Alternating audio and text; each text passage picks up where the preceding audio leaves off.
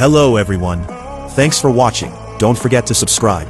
In the new episode, as time passed like a silent river, and in the capital of the Heaven Empire, Wang Ping stood alone beneath the moonlight. Now nearly 40, with faint white strands at his temples, he no longer looked like the carefree youth who once wandered mountains with his father.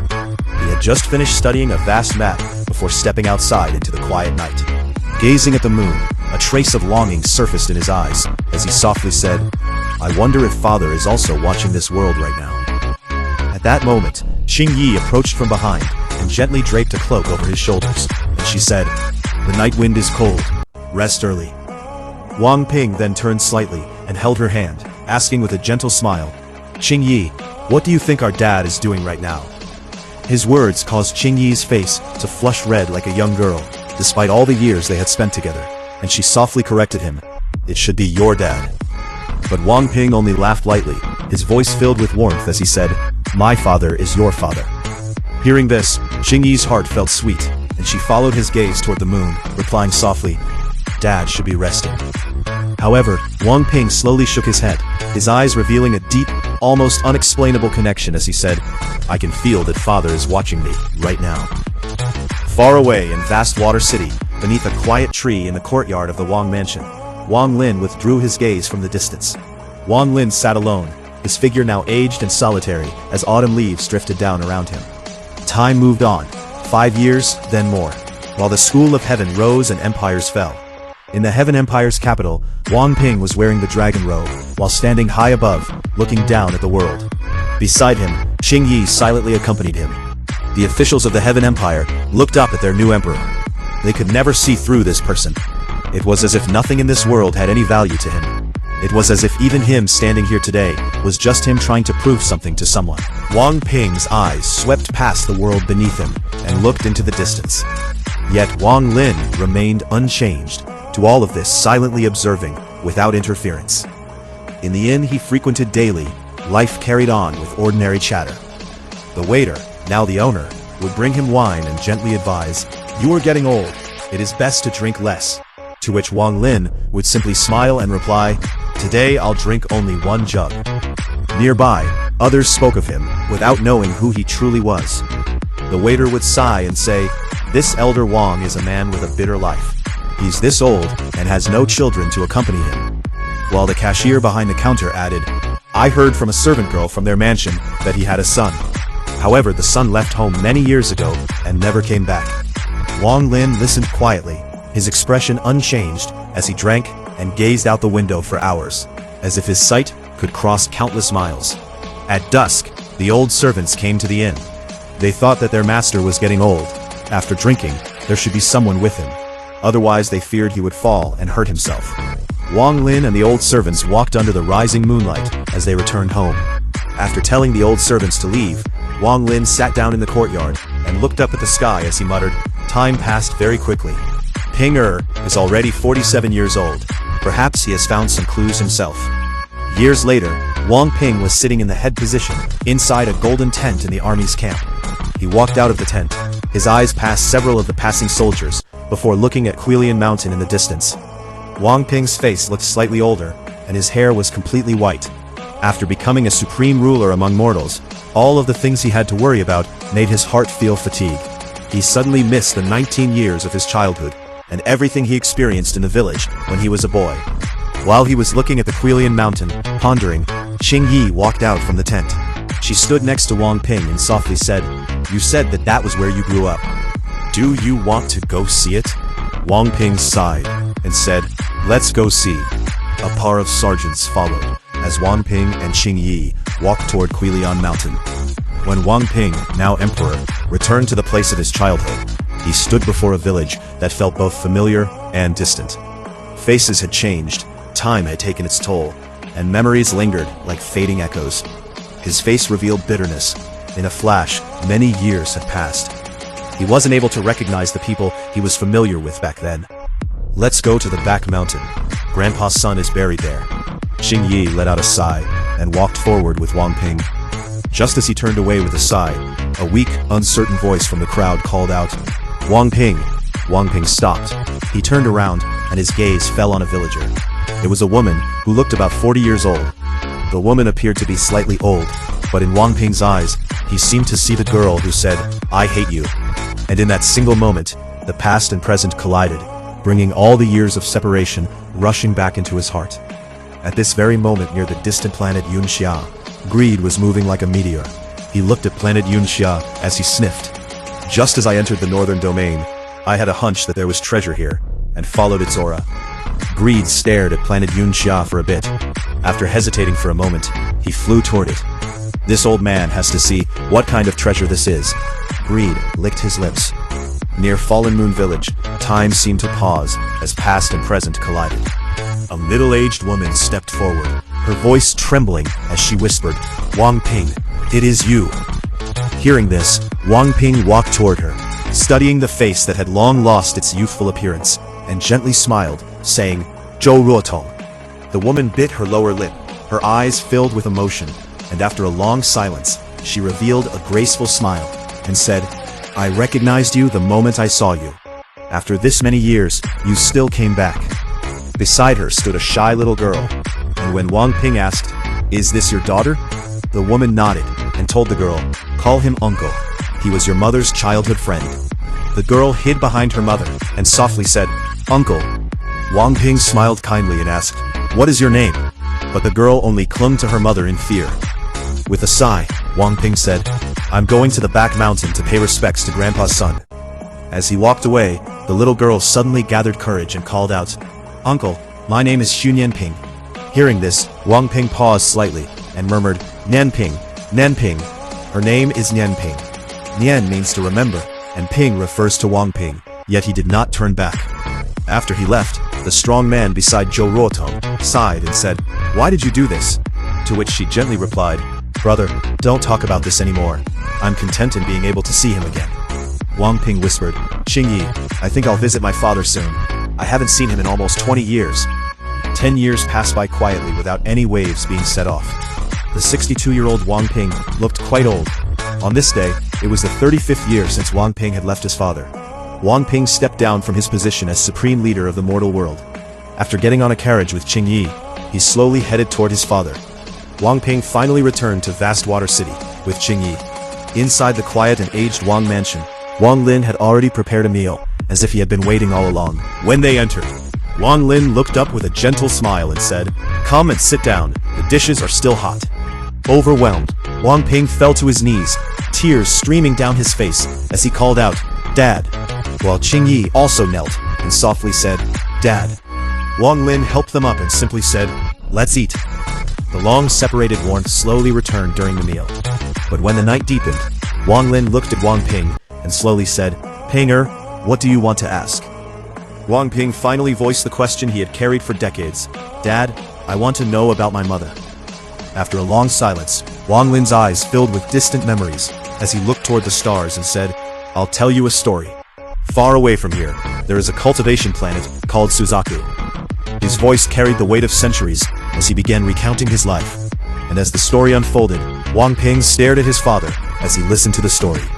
Beside him, Qingyi's eyes were wide open as she listened to the story. Wang Lin finally reached the name that had been hidden for so long. That female cultivator was named Liu Mei. Under the quiet moonlight, Wang Lin finished telling the long story of his life, of Suzaku, of cultivation, of love and tragedy, and ended with the words, "After that, he brought the child over and settled down on planet Ranyun." The courtyard fell into silence. Wang Ping lowered his head, his face hidden, before finally speaking in a hoarse voice. "The story was very beautiful. Dad, I'm tired." Without waiting, he stood and left for a room, while Qingyi silently followed. That night, unable to sleep, Wang Ping sat under the moon with pain in his eyes and whispered, "It turns out, this was the answer. The answer I waited over 60 years for." His voice trembled as he continued, "It turns out I was refined into a resentful spirit by mother." The next morning, without saying a word or even looking back, he left his father. From a distance, Wang Lin watched and softly muttered to himself, "Perhaps one day you will understand." Time flowed on, as Wang Ping chose a quiet life with Qingyi. One day, weary and filled with reflection, he said, "Qingyi, I'm very tired. Let's find a quiet mountain village to live in." Years later, as he carved wood in the yard, he recalled his father's words saying, father once said that carving requires one to use their heart. Only then can all the memories be engraved on the carving. Holding the carving, he softly added, "This is the young father." As time passed and his life neared its end, his thoughts grew heavier. During a quiet moment he said, "Let's eat." Before continuing, "Xingyi, you don't understand."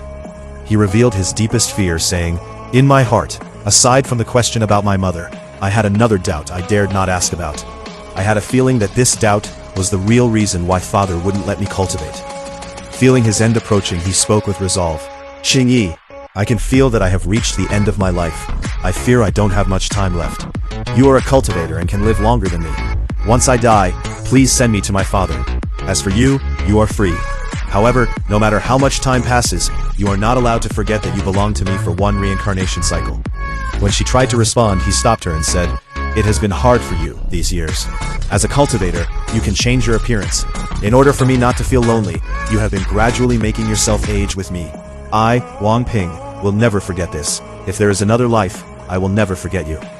Tears fell as Xingyi replied with unwavering devotion, "I'll even accompany you in the afterlife. Cultivation is mere dust in my eyes. I don't want to be a ruthless celestial. I just want to be a sentimental person." Hearing this, Wang Ping could only sigh softly. Why be like this?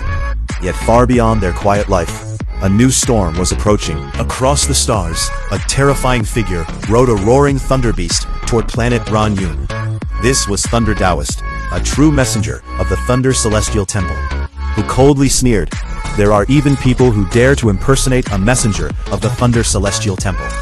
This kind of thing hasn't happened for a very long time." His voice carried arrogance as he declared, "Just let me, Thunder Taoist, a real messenger of the Thunder Celestial Temple, meet this person. Don't think that just being able to use a few thunder spells means you can pretend to be a messenger of the Thunder Celestial Temple. Real members of the Thunder Celestial Temple own a thunder beast." As the beast roared through the stars, its thunder echoed across the void, drawing ever closer to Ranyun, bringing with it the promise of another inevitable clash. At 72, Wang Ping could already feel the final embers of his lifespan flickering out. And a year later, that feeling only grew clearer. Snows sealed the village, and within a dimly lit house, he sat carving wood, stroke by stroke, engraving memories into form. Around him stood over 100 statues, each capturing a fragment of love, resentment, and longing. As Xingyi watched silently, sorrow filling her gentle eyes, Wang Ping softly broke the silence. "After I die, burn these statues." Then, gazing at the unfinished carving in his hand, he whispered with deep calm, "Father, I have forgiven you long ago." At that very moment, a terrifying bolt of thunder descended upon planet Ranyun, a genuine messenger of the Thunder Celestial Temple, riding a roaring thunder beast. His divine sense swept the entire planet like the will of the heavens itself, causing all beings, cultivators and mortals alike, to collapse into unconsciousness, leaving the world in an eerie, absolute silence. But as quickly as it came, the silence broke. With a frown, Thunder Taoist muttered, "It has been too long. Maybe he has already left.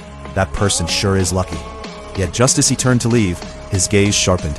His divine sense suddenly locked on to a small mountain village.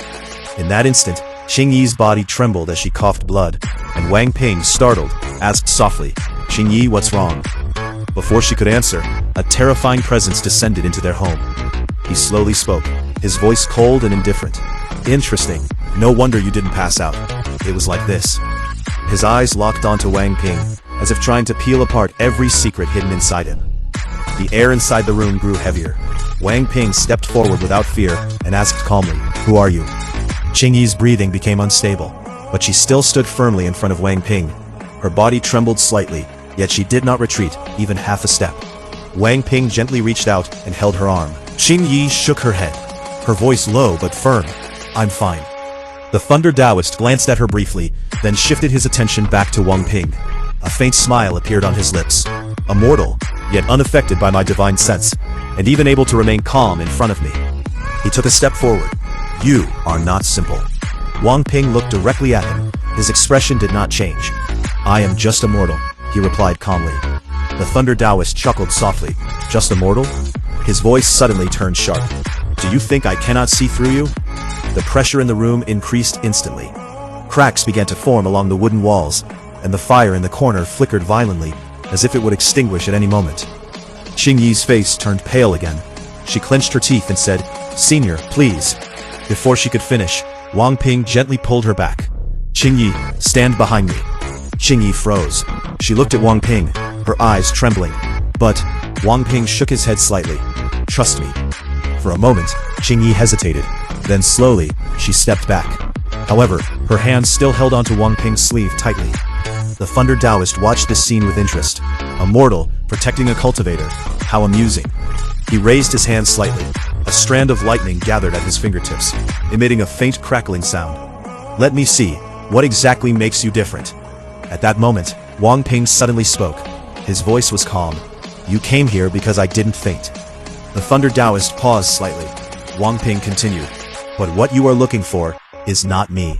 The Thunder Taoist narrowed his eyes. Oh? Wang Ping met his gaze without fear. You are searching for someone else. Silence filled the room. For the first time, the Thunder Taoist did not immediately respond. Instead, he carefully observed Wang Ping again. After a moment, he slowly said, You seem to know quite a lot. Wang Ping shook his head. I don't know anything. He paused, then added quietly, But I understand one thing. The Thunder Taoist asked coldly, What is it? Wang Ping replied, You shouldn't be here.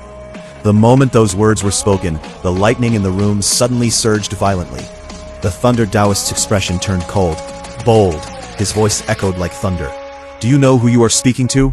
Qingyi's heart trembled. She stepped forward again instinctively. Senior, please don't. But before she could finish, Wang Ping raised his hand slightly, stopping her. He looked straight at the Thunder Taoist and said calmly, I don't need to know who you are.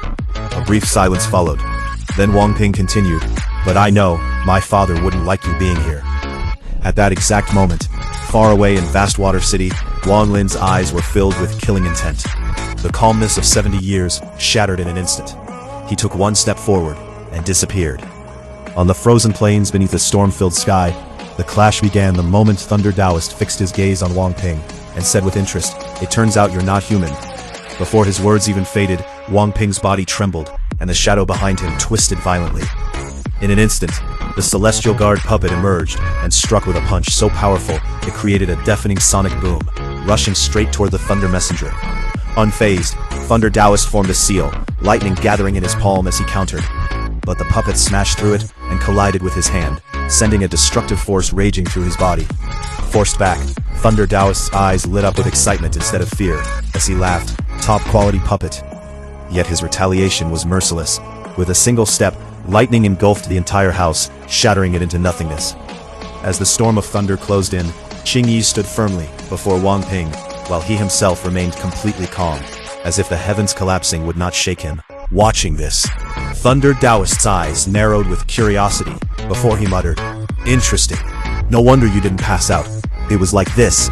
Just as the lightning was about to devour everything, an ancient voice echoed across heaven and earth. Stop, freezing every bolt mid-air. From a vortex in the void, Wang Lin stepped out, his white hair flowing, and his once muted eyes now filled with terrifying coldness. With a casual gesture, he shattered the frozen lightning and stood before his son. Seeing him, Wang Ping's voice trembled with decades of longing as he softly said, Dad. The reunion lasted only a moment before tension surged again. Wang Lin's gaze locked onto the enemy as he said coldly, Thunder Celestial Temple Messenger. When Thunder Taoist demanded, Who are you, sir? Wang Lin gave no direct answer. Instead, he moved Wang Ping and Qingyi away to a vast plain, where the true confrontation could unfold. Appearing once more amid roaring thunder, Thunder Taoist declared arrogantly, I don't care who you are, leave behind the puppet and this old man will spare the three of you. But Wang Lin's response was absolute and filled with killing intent. Even if you let me go, I will not let you off. If I was a step slower, my son would have died by your hand. This matter has touched my bottom line. Today you'll die. What followed shook the very heavens. As Thunder Taoist unleashed lightning, Wang Lin didn't dodge, he devoured it, shocking his opponent. Raising his hand, he formed a terrifying sphere of true thunder and declared, This is true thunder, sending it crashing forward. Even the Thunder Taoist's powerful artifact couldn't withstand it and shattered under the force, leaving him retreating in shock as he shouted, You are the person who pretended to be a messenger of the Thunder Celestial Temple. Shu Mu, what exactly is your cultivation level? In response, Wang Lin calmly revealed it step by step, his power rising endlessly as he said, My cultivation level. From foundation establishment to soul transformation, then into the ascendant stages, until his overwhelming domain spread across the world itself. The sky transformed, an underworld river appearing and merging into him, pushing his aura to terrifying heights. Though it finally stabilized, the sheer pressure left Thunder Taoist shaken, yet still defiant as he sneered. Just this tiny amount of cultivation, and you dare to impersonate someone from the Thunder Celestial Temple? But beneath that arrogance, fear had already taken root, because even he could no longer truly see through the man before him. That's it for today's episode. Thanks for watching. Subscribe to see more videos.